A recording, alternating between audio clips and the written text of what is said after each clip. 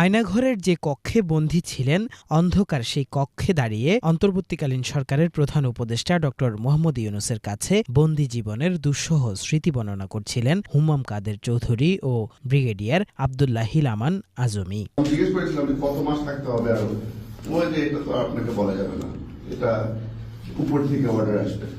আমাকে ছেড়ে দেওয়ার ৩-৪ দিন আগে বলা হলো মাননীয় প্রধানমন্ত্রী আপনাকে একটা সেকেন্ড চান্স দিচ্ছে, আপনি এই সেকেন্ড চান্সটা আপনি ঠিক মতো কাজে লাগাবেন। আপনার চলে যেতে হবে, দেশ ছেড়ে চলে যেতে হবে, দেশ ছেড়ে চলে যেতে হবে। আমাদের একটা ফোন নাম্বার দিয়ে mainly why I was so vocal in India. And we have operated and suspected that I will come from Assam. And they have given us a nice so much huge gallery. 20